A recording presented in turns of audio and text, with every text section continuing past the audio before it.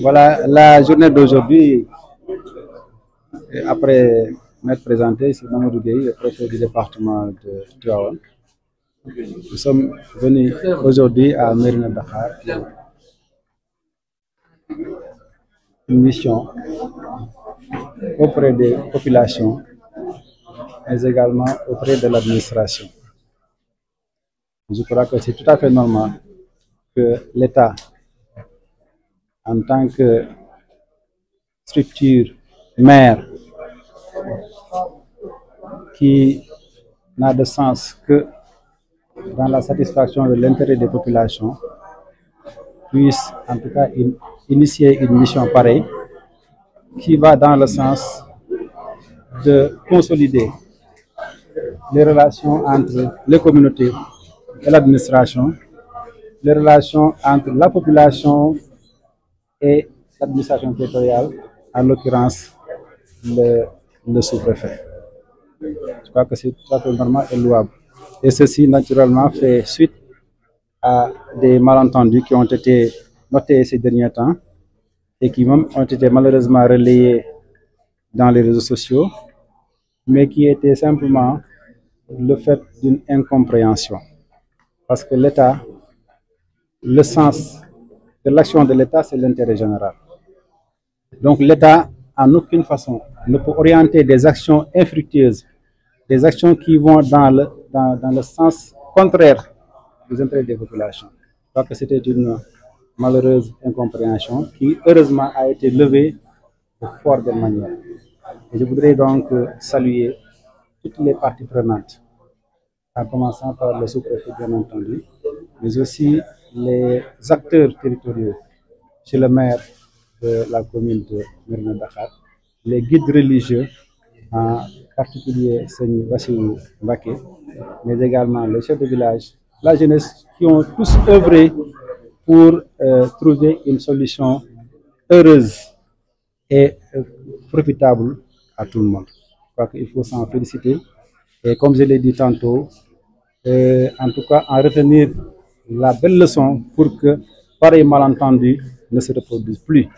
Parce que je crois que nous avons des cadres, des échelons de discussion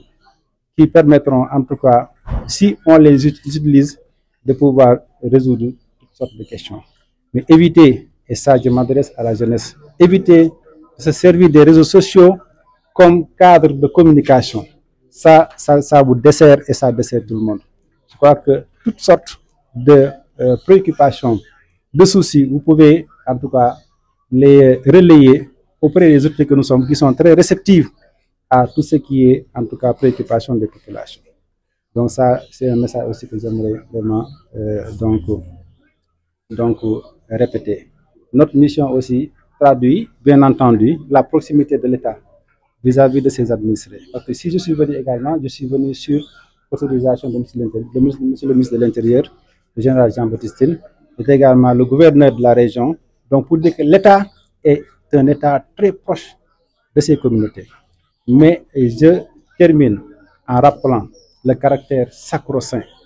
de l'État et des institutions qui, en tout cas, le représentent. Personne n'a intérêt à désacraliser les symboles de l'État. Personne n'a intérêt à, en tout cas, manquer de respect aux autorités qui incarnent l'État. Parce que l'État, c'est la branche sur laquelle nous sommes tous assis. Personne n'a intérêt à la scier ou à la fragiliser. Donc j'en appelle au sens élevé du devoir, des responsabilités, mais également du patriotisme de chacun. Vous avez une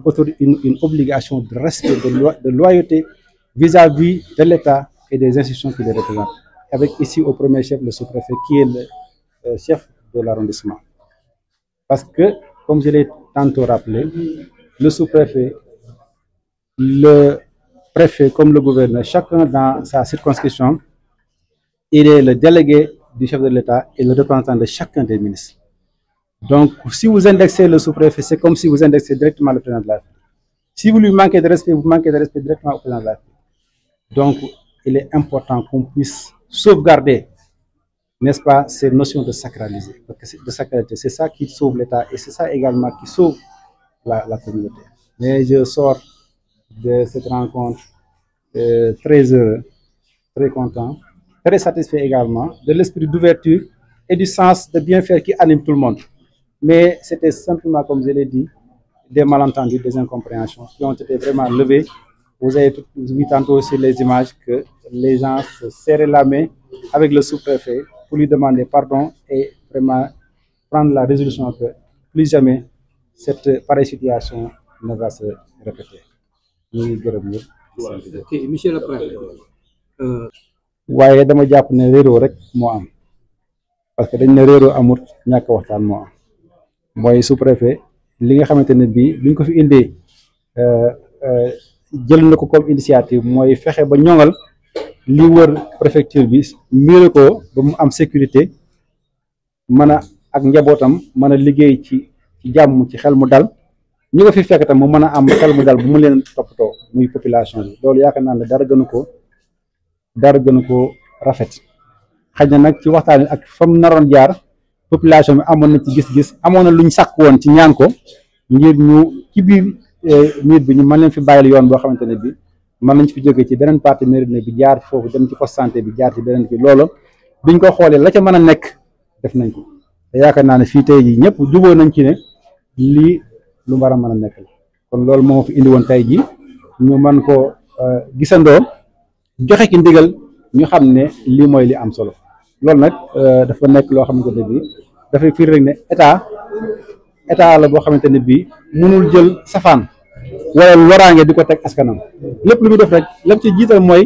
njëriñu askan wi la ciy xool ba pare lu ci mën a nekk doot ca mën a nekk kon loolu def nañ ko ñu ciy gërëm ñëpp ñi nga xamante ne bii wax dëgg yàlla jàpp nañ ci ñaan njëkk parce que yu mel nii la ci am solo mooy xam ne état noppam fattut ay bëtam aussi muuruwut day dégg day gis day yëg day bàyyi xel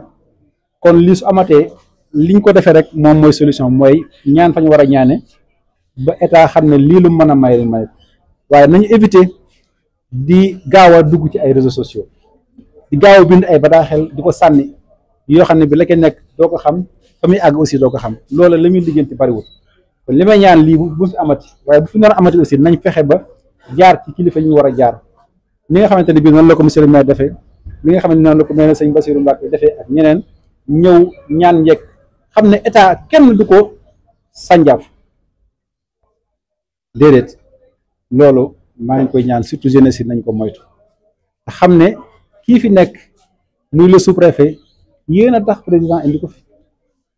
moom su xëyee du xëy ci soxla boppam amaa yéen ñi ku ci xëy da nga dem def defi tool wala dem marché wala nga def lu la neex mais moom bu xëyee amul droit def ko moom day xëy ci bureau di déglu soxla askan wi ak di dox kon kooka yaakaar naa ne yéen a war a njëkk a nekk ki koy protéger yéen a war a njëkk a nekk ki koy aar parce que nag moo fi teewal état parce que sous-préfet wax naa ko sànq ak préfet ak gouverneur kenn ku nekk ca la nga yilif yaa fa nekkal président de la République ak nekkal fi bépp ministre bu nekk ci gouvernement kon sous-préfet ku ko joxañ nga président ku ko manqué respect aussi manqué respect président te kon loolu yaakaar naa ne ñëpp dañ ko war a moytu te bu fekkee état mooy garab gi nga xamante ne bi ñun ci lañ toog bànqaas bi moo ñu téye buñ gisee ku koy gor ñëpp ñoo war dal ci kawam parce que bu bànqaas bi daanoo ñëpp ñooy ànd daana kon maa ngi leen di rappeler loolu ñu gën a respecter autorité gën a respecter institution yi ak ñi nga xamante ne bi ñoom la ko yàlla dénk loola lépp luñ mën a ñaan ci biir lañ ko war a ñaane waaye ku koy xët kooka ma ngay def loo xamante ne bi askan wépp la koy buy yàq askan wépp lay yàqal kon ñuy gërëm bu baax a baax aussi la jeunesse de Médina te xam ne lii lu fi jaaroon la waaye nañ ci jël leçon ba xëy na erreur yi ci amoon ñu bañ ko defaat ci leneen lu mën a am parce que lépp nañ ko waxtaane teg ko ci yar teg ko ci teggin teg ko ci respect ak sutura loolu mooy lii am solo mais am naa mbégte bu baax a baax ci li nga xamante ne bii jël nañ ko fi ci juboo goo xamante ne bii loolu moo fi xaj ndax kii bu fi ñëwee yéen a tax mënuñu liggéey ci cadre boo xamante ne bii bu xëyee wax lii kii jaar na le